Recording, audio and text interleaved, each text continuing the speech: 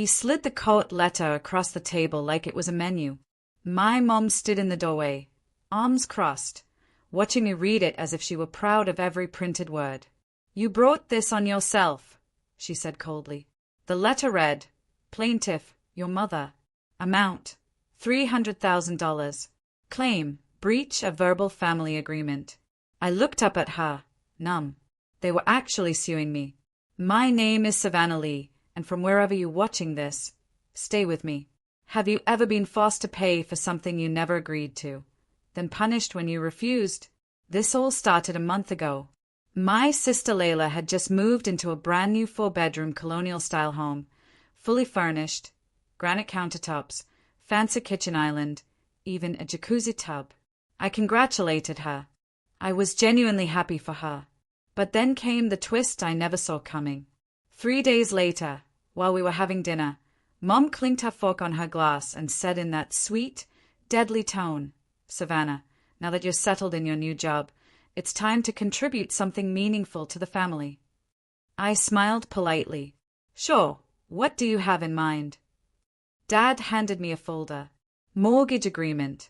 For your sister's house." I actually laughed. I thought it was a joke. Mom didn't. "You're going to help your sister the way we helped you through college," she said sharply. "It's only fair. But you helped me because I was your child. I'm not Layla's parent. That's your house, your gift. I didn't ask you to buy it." Mom's face hardened. "Ungrateful kids like you need to be taught a lesson." I stood up, calmly. "I'm sorry, but I'm not signing anything." Dad didn't say a word, just stayed at his plate like it was more interesting than the eruption happening in front of him. The next day, I got the letter. They had actually gone to a lawyer and sued me. At first, I thought it was a bluff. I called their attorney, hoping to de-escalate things. He simply said, "My client believes you owe her for breaking a promise to support the family." I never made such a promise. I had no contract, no paper trail, nothing but a dinner conversation and a ridiculous assumption that I'd just say yes. But you see, my mom is the queen of manipulation. She's charismatic, eloquent, knows how to play the victim. And when she wants something, she gets it. I hired a lawyer, a quiet, steady guy named Jordan who said, "Don't worry, this case won't even survive summary judgment." But it did. They pushed it forward. And now I was being dragged into court, publicly, by my own parents, over a house I didn't live in, didn't want, and never agreed to fund. The irony, Layla never even called me. Not once. She just posted filtered selfies in her marble bathroom with captions like "Blessed too hot, stat." Meanwhile, I was preparing to walk into a courtroom and defend myself against my own family. I was humiliated, heartbroken, but also furious. I wasn't going to let them walk all over me anymore. But then, something happened that even I couldn't have predicted. On the day of the trial, as my mother's lawyer smugly prepared to rip me apart, my father stood up. He took the oath, and then what came out of his mouth turned the courtroom into stone. Even my mother went pale. Even the judge leaned forward, eyebrows raised. And for the first time in my life, I realized my father wasn't just a shadow behind her. He was the wild card. The courtroom was dead silent. Even the sound of the ceiling fan felt louder than anyone's breath. My father adjusted his tie, the same burgundy one he wore to every funeral, job interview, and apology dinner. But this wasn't any of those. The judge leaned in. "Mr. Lee, you may proceed with your statement." And then Dad said it. "In truth, Your Honor, my daughter Savannah never agreed to pay anything." Mom flinched. Her head whipped toward him like she'd been slapped. "She was pressured at dinner," he continued, his voice trembling but steady, ambushed, even. There was no formal discussion, no written agreement. We blindsided her. I blinked. Jordan, my lawyer, leaned toward me. "That's not what we expected." Dad wasn't done. "I regret allowing it to go this far," he said, "but I'm here to tell the truth." Mom stood up. "What are you doing?" Richard. The judge raised her hand. Sit down. She's my daughter too, Mom hissed. And she promised to help her sister. Dad didn't even look at her. No. What Savannah promised was to work hard, to build her own life. She's done that. We don't get to penalize her for not bailing out her sister. The room shifted. Layla, who hadn't said a word until now, looked like she was shrinking into her seat. I kept staring at Dad. This was the same man who used to stay silent during Mum's rants. The same man who once told me, "Just let it go, Savannah. Don't make waves." And yet here he was, making waves like a hurricane. The judge turned to me. "Miss Lee, would you like to add anything?" I stood. My knees were shaking, but my spine had never been straighter. "Yes, Your Honor. I love my family. I always have. But love isn't a blank check. It's not an obligation. And it's certainly not something you weaponize in court." I turned to my mother. "You didn't just try to take my money. You tried to take my dignity. You wanted me to feel small." Mom's jaw clenched, but she didn't interrupt. "And you," I said, turning to Layla, "you let her. You watched this happen and said nothing. Enjoy the house. I hope it keeps you warm at night." The judge cleared her throat. "That'll be all. I'll review the testimony and deliver a ruling this afternoon." We left the courtroom. Dad walked beside me like a stranger who had just remembered who he was. We sat on a bench outside. He rubbed his hands together, staring at the floor. "I should have stood up sooner," he said quietly. "I was scared." I looked at him, really looked, and saw someone I hadn't seen in years. "It's not too late," I told him. He nodded. "I'm sorry, sweetheart." Then we waited. Hours later, we were called back in. The ruling was swift. The judge's voice echoed. "There is no evidence of any agreement, verbal or written, obligating the defendant to pay the mortgage. This lawsuit is dismissed with prejudice. Court costs to be paid by the plaintiff." My mother gasped. Layla looked like her soul had left her body. I felt free. Outside the courthouse, Mom tried to speak to me. "Savannah, you've misunderstood." But I walked past her, not in anger, in peace. Dad followed me to the car. "I know I can't undo the damage," he said, "but I want to fix what I can, if you'll let me." I looked at him, my heart softening. "Then start by not asking me for anything ever again. Just be my dad." He nodded, eyes wet. As we drove away, I looked in the rearview mirror one last time, at the courthouse, the people who'd dragged me there, and the version of myself I was leaving behind. But this story wasn't over yet, because freedom has a price, and my next move would make sure they finally paid it. After the trial, silence lingered between us like leftover smoke. Dad didn't go home with Mom that evening. He asked if I wanted to grab dinner. I nodded, still stunned. We sat at a small diner, the kind with sticky menus and waitresses who remembered your name. It felt oddly comforting. "Over fries and black coffee," he said. "Your mom's never going to change." "I know," I replied quietly. He looked down. "Neither is Layla." That part still hurt. Not the betrayal. I'd felt that long ago, but the ease with which my sister let it happen. Like I was nothing more than a wallet with legs. "She filed that lawsuit like she was mailing a birthday card," I whispered. "No guilt. No shame." Dad winced. "She thinks the world owes her." "She's not the only one," I said. "The thing is, I had forgiven before. I had paid Layla's overdue credit cards when she was 22. I had helped her get her first apartment. I had loaned her money for a wedding that never happened. And each time, they told me I was the good sister, the strong one. But strength, I've learned, is not in how much you carry, it's in how much you refuse to carry anymore. When I got home that night, the living room light was still on. My daughter, Elise, was curled up on the couch with a book. She looked up. "Mom." I nodded and sat beside her. "I heard what happened," she said. Grandma's mad. I smiled sadly. Yeah, but I'm not. Elise reached for my hand. I'm proud of you. Those 4 words broke something open in me. I had been so busy surviving, I forgot what it meant to be seen. And in that moment, I made a promise, not just to myself, but to her. I would never let anyone humiliate me like that again. The next day, I started setting boundaries. I called my mother and blocked her number after one last message. This chapter is closed. Don't contact me again. I removed Layla from the shared family streaming account. Petty? Maybe. But symbolic? Absolutely. Then I did something I should have done years ago. I opened a new bank account. One only Elise and I had access to. I moved every cent. Because the truth? I had been so afraid of appearing selfish. I let them weaponize my generosity. Not anymore. 2 weeks passed. I didn't hear from anyone, not even my aunt, who used to call and guilt-trip me about family unity. Then one evening, my doorbell rang.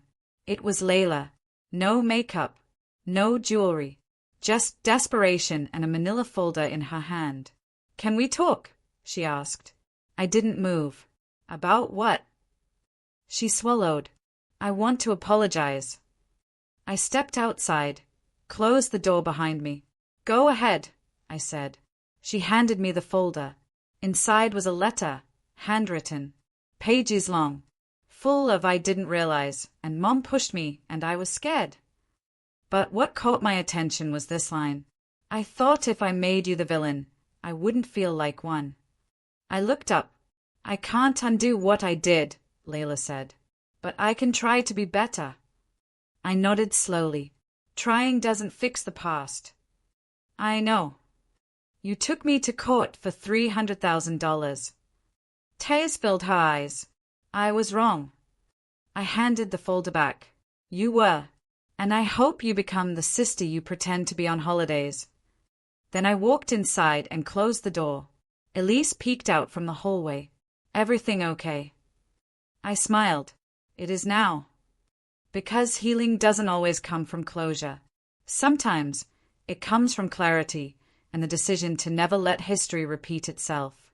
But the reckoning wasn't over yet. I had one more move to make, and it would shake them all. The morning after Layla's visit, I stood by the window with my coffee, watching the sun rise like nothing had happened. But everything had. Because I wasn't just the woman they tried to silence anymore. I was the woman who remembered everything. I pulled out the old black binder from my closet, the one that held years of receipts, emails, bank statements. You see, while they thought I was just too nice to say no, I had quietly kept records of every dollar they asked for, every transaction in my name, every lie they pretended was love. It started small, a phone bill in my name, then Layla's student loan, which I co-signed for just until she graduates. Then the credit cards, then the mortgage. But now it was evidence. I scanned every document and sent them to my lawyer, Malcolm, an old friend who had once helped me navigate a messy workplace discrimination case. He didn't ask questions. He just said, "It's time." Next, I contacted the bank. Turns out, Mom had tried, unsuccessfully, to access a joint account that had been inactive for years. She was looking for money, and when she couldn't find it, she sued me instead. That wasn't just desperation. It was premeditated theft. I froze all associated accounts, filed a fraud alert, and flagged every financial institution I'd once shared information with. The dominoes had started to fall. But I wasn't done. I called the HR department at Layla's company, anonymously, and sent them screenshots of social media posts she had made about embezzling petty cash for fun. They weren't jokes. They were confessions. Within 48 hours, she was under internal investigation. The next day, I received a text from my mother. "We need to talk. It's urgent." I didn't respond. Instead, I filed a restraining order, citing emotional harassment, financial abuse, and defamation during the lawsuit. By week's end, everything changed. My father, surprisingly quiet since the trial, requested to meet at a nearby park. I agreed, only because he had defended me in court when no one else did. He arrived with a brown paper bag of sandwiches and 2 bottled waters. We sat on a bench near the pond. He spoke first. I know I failed you, but I'm trying. I looked at him. Why did you lie for me? He sighed. Because when I saw the lawsuit, I realized I had been complicit for years. Watching your mother manipulate you. Letting Layla use you like a bank account. And I did nothing. I nodded slowly. I'm sorry, he said. Not just for the trial, but for letting it get this far. I didn't cry. I didn't yell. I simply asked, will you testify again? He paused. You're not done yet, are you? No, I said. They don't get to walk away clean. Because the lawsuit may have been dropped, but the damage wasn't. They'd weaponized the law to scare me. I was going to use it to hold them accountable. The next day, my attorney filed a countersuit, emotional damages, fraud, and attempted extortion. And this time, I wasn't alone. My father had signed a sworn affidavit. A former neighbor submitted a statement about hearing my mother brag about breaking me. Even Elise wrote a letter, describing what it felt like to see her mom humiliated for simply saying no. It was no longer about revenge. It was about restoring the dignity they tried to strip from me. I wasn't just fighting for myself anymore. I was fighting for every woman told to just take it. Every daughter taught to keep the peace. Every sister used until she snapped. This wasn't a story about loss anymore. It was the beginning of something righteous. And in part 5, they would finally face consequences that no apology could undo. The countersuit hit them like a tidal wave. Mom stormed into my lawyer's office 2 days after being served, demanding to negotiate. But Malcolm didn't flinch. You already dragged her to court. Now you'll answer for it. She yelled. She cried. She claimed I was mentally unstable, that I had always been difficult, that I had fabricated everything. Malcolm slid the binder across the table, then explained these documents, all signed by you, all pointing to one thing, calculated financial abuse. She froze. The walls she had built on manipulation and control were crumbling. I watched her, this woman who raised me, try to wiggle her way out using the same fake tears and dramatic sighs she had used on me for decades. But this time, no one flinched. Especially not me. That night, I sat with Elise. I told her everything. She was quiet for a while. Then she asked, "Why didn't you tell me sooner?" I smiled. Because I didn't want you to carry my pain. But now I want you to understand why we walk away from people who treat love like leverage. She hugged me so tight I almost cried. That same week, Layla posted a cryptic story on social media. Some people are so jealous of your success, they'll do anything to bring you down. Even family. I didn't respond, but Karma did. 3 days later, I received an anonymous email. Screenshots of messages Layla had sent a friend bragging about how she manipulated the mortgage papers to force me into paying for the house. Malcolm smiled when I forwarded them. We'll enter this as evidence. At the preliminary hearing for the countersuit, the judge asked if both parties were present. My mother raised her hand. I'm representing myself. My father, sitting beside me, whispered, "Here comes the circus." What followed was a mess. She fumbled. She ranted. She accused. She cried. The judge stopped her mid-sentence and said, "You don't seem to grasp the seriousness of these allegations." Then he turned to my lawyer. "You may proceed." Malcolm laid out the timeline with precision. The texts, the accounts, the emails, the recordings. But the moment that broke her, my father's affidavit. He took the stand, cleared his throat, and said, "I stood by while my wife orchestrated years of emotional and financial exploitation against our daughter. I watched her build debt in her name. I watched her strip her of peace. And I did nothing. Until now." Silence fell over the courtroom. The judge nodded, then looked directly at my mother. You used your position as a parent to coerce and defraud your own child. That's not just immoral. It's criminal. Layla didn't show up, but her absence spoke louder than words. By the end of the hearing, the judge issued a temporary injunction, barring both my mother and Layla from contacting me or Elise. The next hearing would determine the damages, but I wasn't waiting for justice anymore. I had already reclaimed my voice. That night, as I walked through the park near our apartment with Elise, she asked, "Do you think they'll ever say sorry?" I looked up at the stars.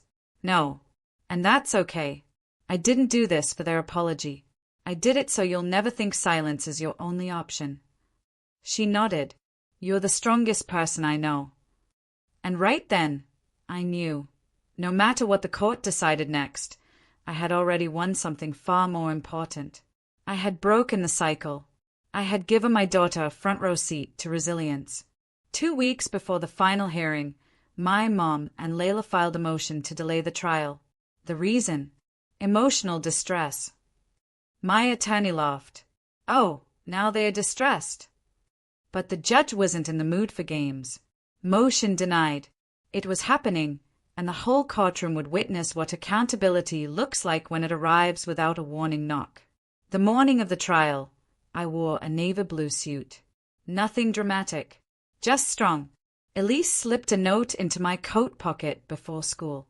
I read it outside the courthouse. You're teaching me how to fight with dignity.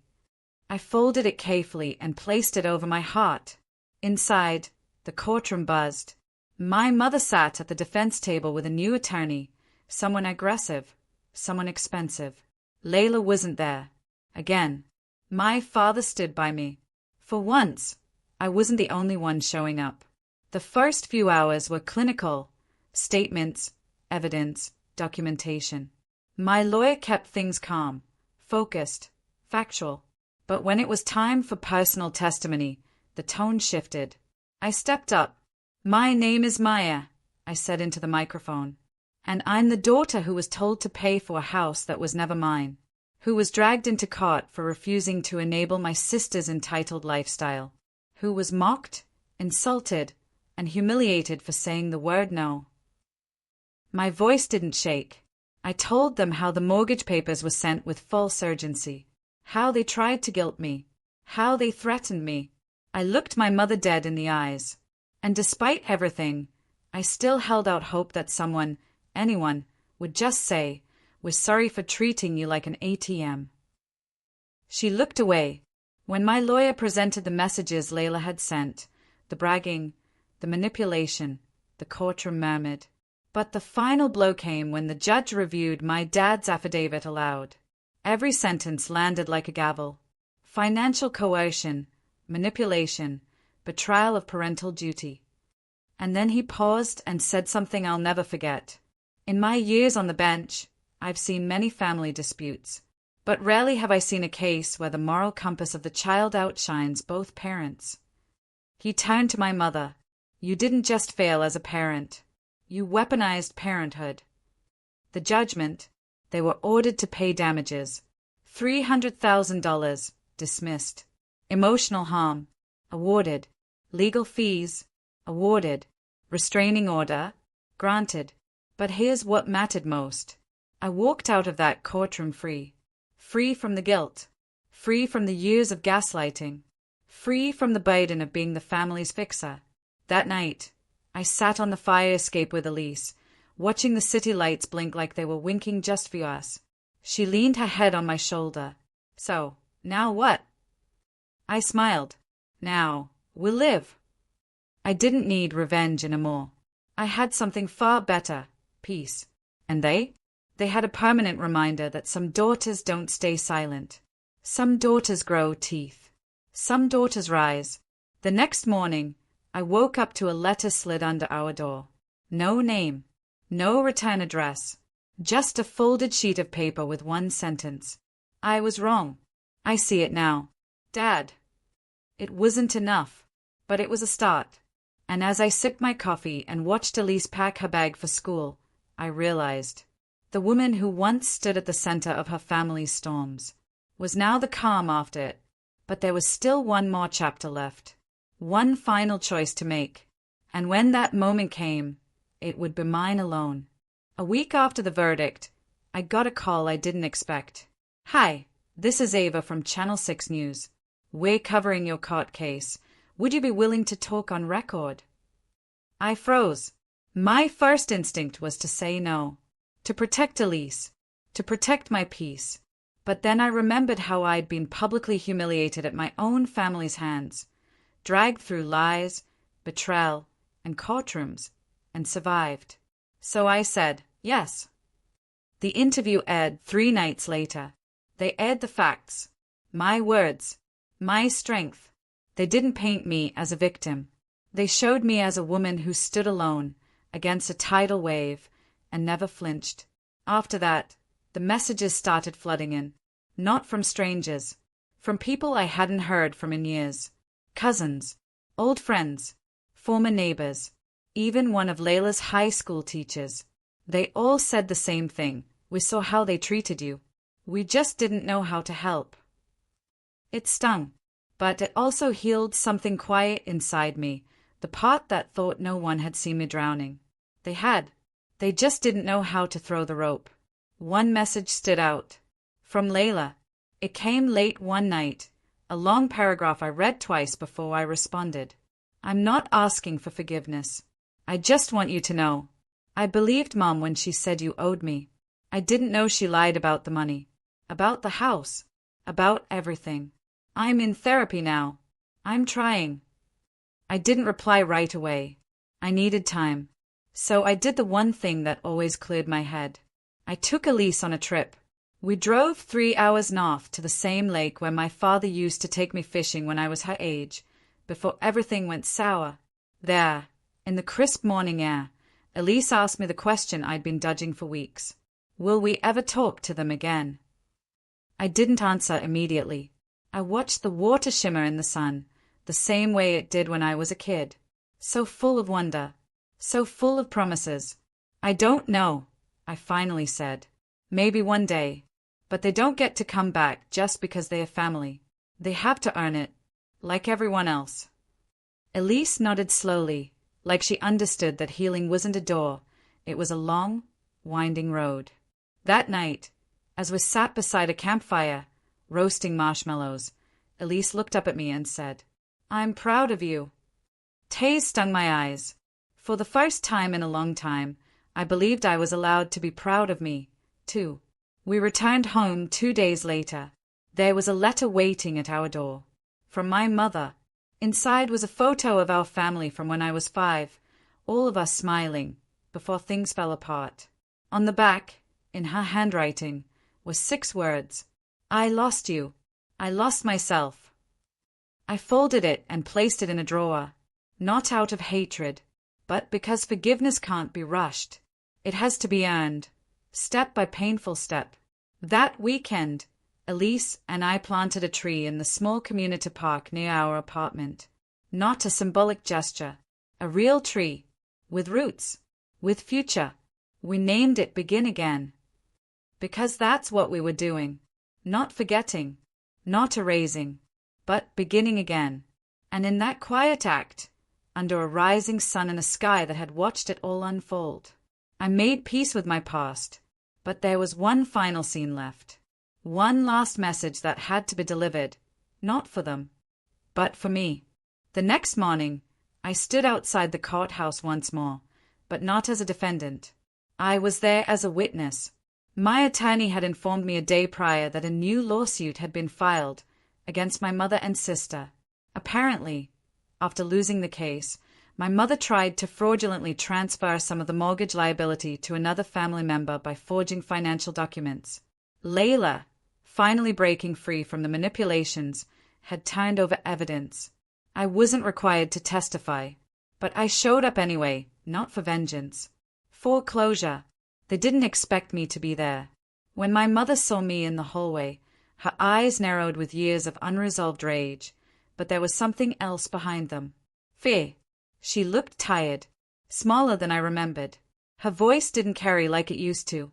Layla didn't look at me, but she sat on the opposite bench, shoulders slumped, hands trembling. She was wearing the same dress she wore at our last family reunion, the one where she made me take the group photo while she stood beside Mom, soaking in all the praise. The judge entered. Testimonies were read. Documents were presented. The courtroom, which once echoed with lies about me, now sang with the undeniable truth. And then it was done. They were ordered to pay a fine. No jail time, but their reputations destroyed. Their standing in the community gone. Their ability to play victim forever severed. As I exited, a young woman from the court staff stopped me. "That was brave," she said. "Coming back." I just smiled. Sometimes healing means watching the storm from a distance, not running from it. I walked out into the afternoon light, Elise waiting on the steps, a backpack over her shoulder, holding 2 smoothers. "Yours is strawberry," she said, handing it to me. "You know me too well," I laughed. We sat together on the courthouse steps. Quiet. She turned to me and said, "Are you okay now?" I looked at her, really looked, and I realized this was the first time in years I wasn't carrying the weight of someone else's expectations.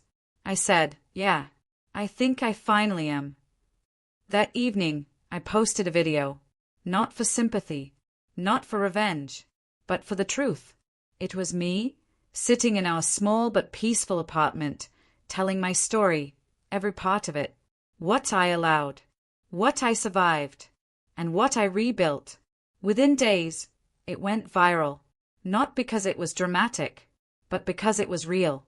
People saw themselves in it, daughters, sons, siblings, all carrying invisible wounds inflicted by those meant to protect them. My inbox overflowed, not with pity, with solidarity. "Thank you," they wrote, "for saying what we couldn't." That's when I knew. I wasn't just surviving anymore. I was leading. Elise and I started hosting community healing workshops once a month. Not fancy, just real people, real stories, real growth. One night, long after the guests had left, Elise asked me, "Do you still hate them?" I thought about it for a long moment. "No," I said softly. "I just don't owe them my silence anymore." She smiled, hugged me, and whispered, "You're the bravest person I know." I hugged her tighter, because that was the only validation I ever needed. We don't always get justice in a courtroom. Sometimes justice is this: waking up free, loving your child without fear, living a life no one else gets to rewrite. They tried to silence me. They tried to shame me. But I turned every bruise, every insult, every betrayal into power. And that power, it changed everything.